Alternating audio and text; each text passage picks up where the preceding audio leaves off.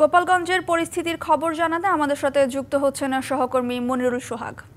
সোহাগ, গোপালগঞ্জের সার্বিক পরিস্থিতি কেমন দেখছেন, আমাদের বিস্তারিত জানাবেন।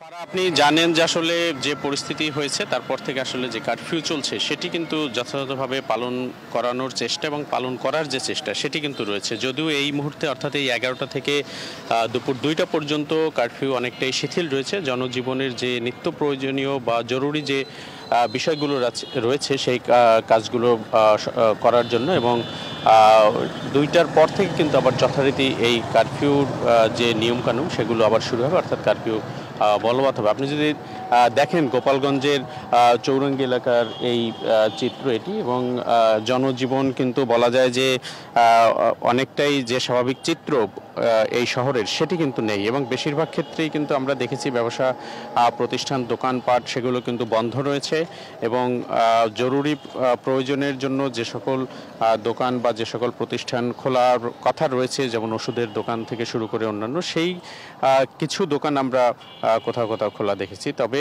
11টা বাজার সাথে সাথে সড়কে মানুষের উপস্থিতি কিছুটা বেড়েছে। টাইলক্স টয়লেট ক্লিনার, যার অ্যান্টিব্যাকটেরিয়াল এজেন্ট টয়লেটের কোনায় কোনায় পৌঁছে 99% জীবাণু ধ্বংস করে।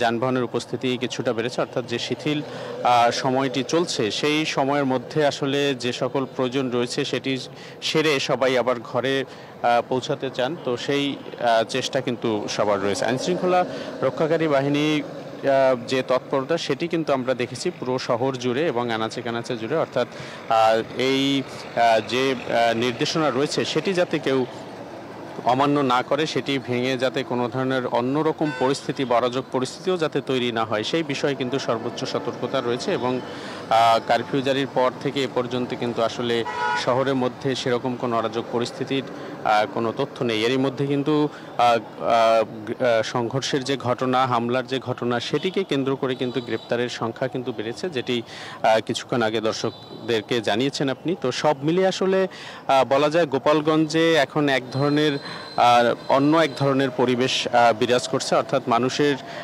যে স্বাভাবিক জীবনযাপন, যে কোলাহল যে পরিস্থিতি এবং যে ব্যস্ততা সেটি কিন্তু মূলত নেই। তবে এই কারফিউ আরও বাড়ানো হবে কিনা সে বিষয়ে এখন পর্যন্ত কোনো সিদ্ধান্ত নেই, এবং বলা হয়েছে যে দুপুর 2টার পর থেকে পরবর্তীতে অনির্দিষ্টকালের জন্য এটি চলবে, অর্থাৎ সেটি যে কোনো সময় পর্যন্ত চলতে পারে। নিশ্চয়ই পরে নির্দেশনা আসার আগ পর্যন্ত আসলে সেটি বোঝা যাচ্ছে না। তো ফারা, এই ছিল গোপালগঞ্জ থেকে এই মুহূর্তের খবর।